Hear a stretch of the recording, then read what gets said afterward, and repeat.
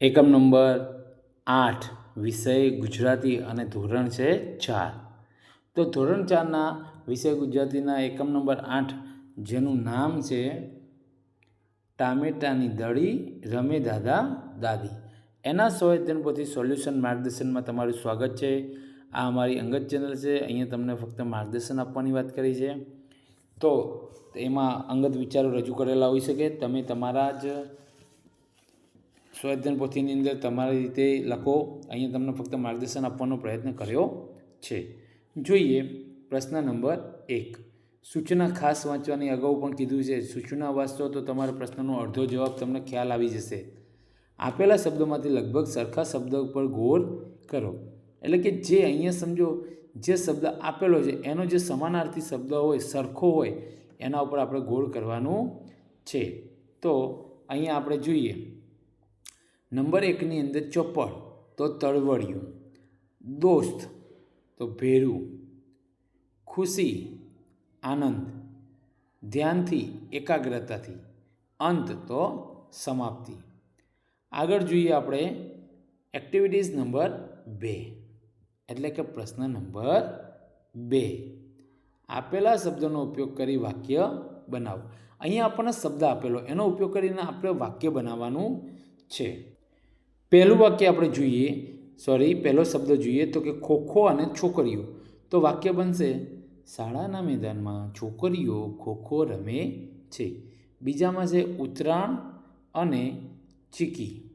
એમાં વાક્ય બનશે ઉત્તરાયણમાં લોકો તલ અને સિંગની ચીકી ખાય છે. આગળ જોઈએ નંબર 3 ફૂટબોલ કિક. મેદાનમાં ખેલાડીઓએ ફૂટબોલને કિક મારી ગોલ કર્યો. નંબર 4 પગ લંગડી. લંગડીની રમતમાં એક પગ ઊંચો રાખવાનો હોય છે. આગળ જોઈએ નંબર 5 તો દોરી અને ભમરડો. ભમરડો ફેરવવા દોરીની જરૂર પડે છે.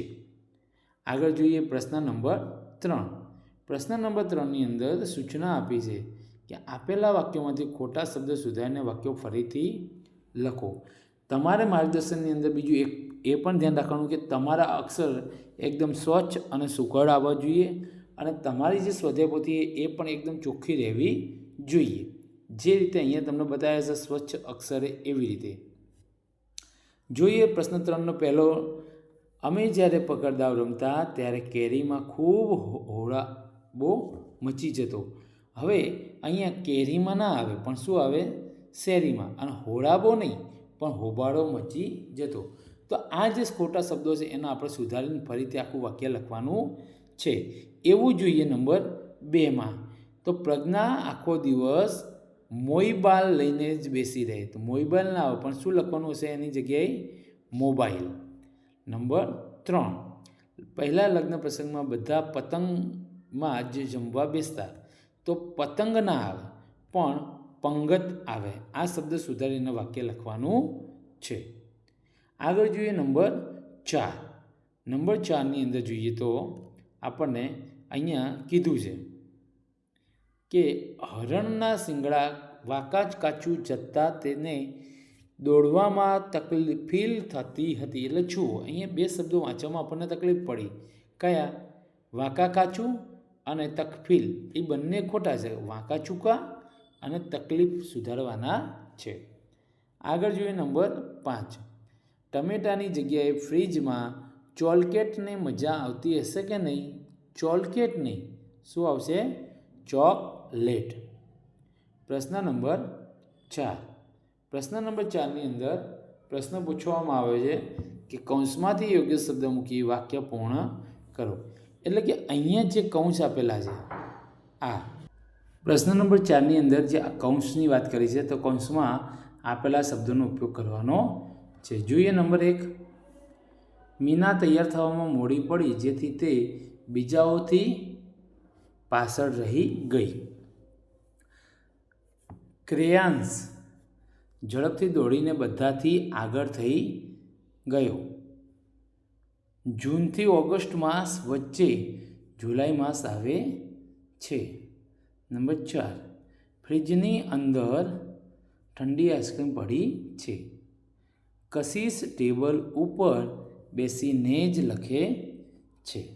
આગળ જોઈએ પ્રશ્ન નંબર 5. પ્રશ્ન નંબર 5ની અંદર સૂચના આપવી છે કે કોણે કહ્યું હશે તે ખાલી જગ્યામાં લખો.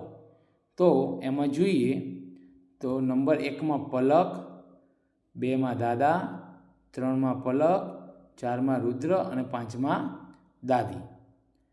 પ્રશ્ન નંબર 6. પ્રશ્ન નંબર 6ની અંદર સૂચના છે કે આપેલા વાક્યોને ઉદાહરણ મુજબ તેથી, કારણ કે, કેમ કે જેવા શબ્દોથી જોડીને એક વાક્ય બનાવો. અહીંયા એક ઉદાહરણ આપ્યું છે. ખાસ ઉદાહરણ આપણે પહેલાં ચેક કરવાનું, તો તમને ઝડપથી આવડી જશે. વાંદરાઓને બિસ્કિટ ખવડાવવા જોઈએ નહીં, તેનાથી તેમને રોગ થાય છે. હવે જુઓ વાક્યમાં શું ફેરફાર થાય છે.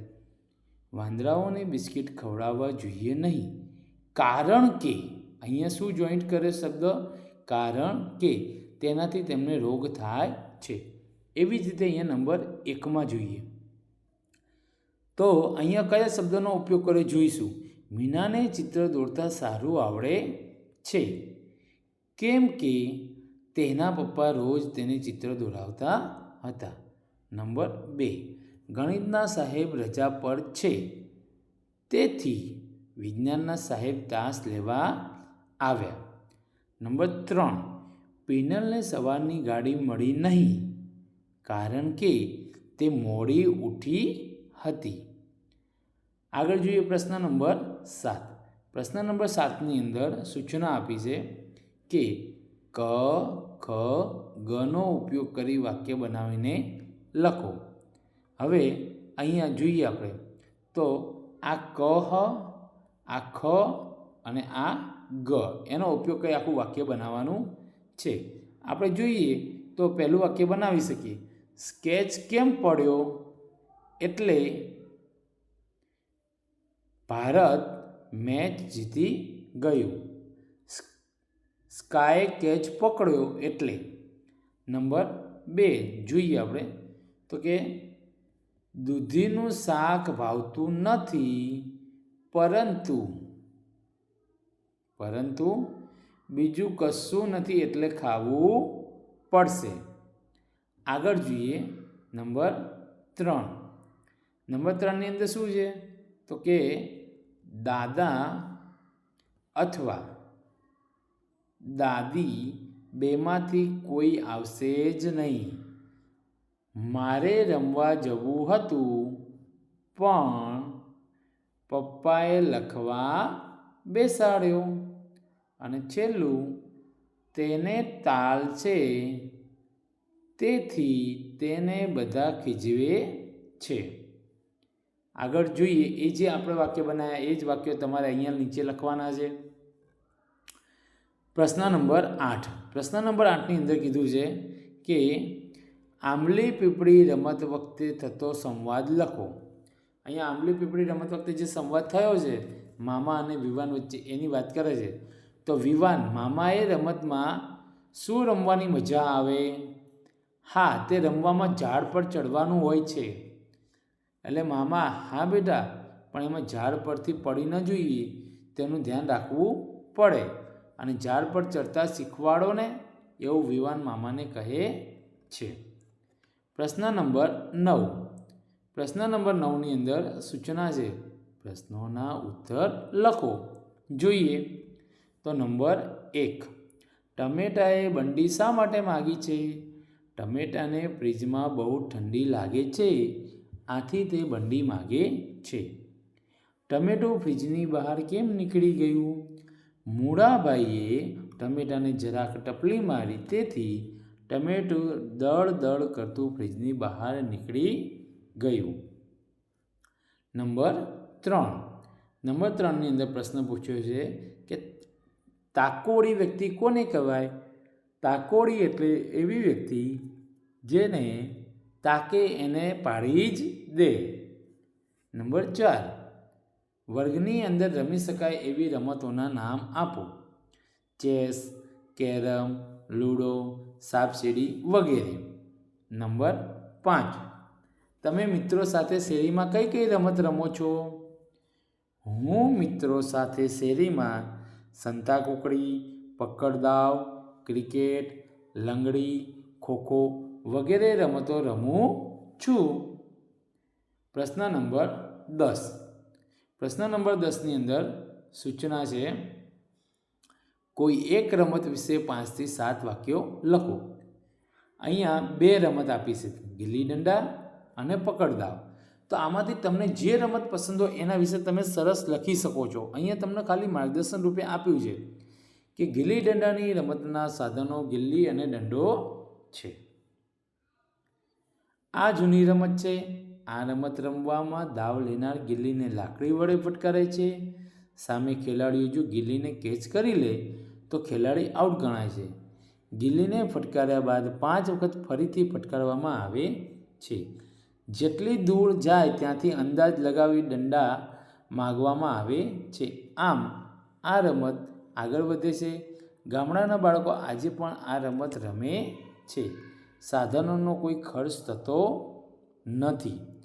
2 કે તેથી વધારે બાળકો રમી શકે છે. તેમાં ગિલ્લી આંખ પર ન લાગી જાય તેની કાળજી રાખવી પડે છે. તો અહીંયા આપણું આ એકમનું સ્વઅધ્યયન પોથી સોલ્યુશન માર્ગદર્શન પૂર્ણ થાય છે. તમને આ વિડીયો ગમ્યો હોય તો લાઈક કરજો અને આવા જ માર્ગદર્શન વિડીયો મેળવવા માટે અમારી સાથે જોડાયેલા રહો અને ચેનલને સબસ્ક્રાઈબ કરી અમારી સાથે કાયમી આવા માર્ગદર્શન વિડીયો મેળવતા રહો. આવજો.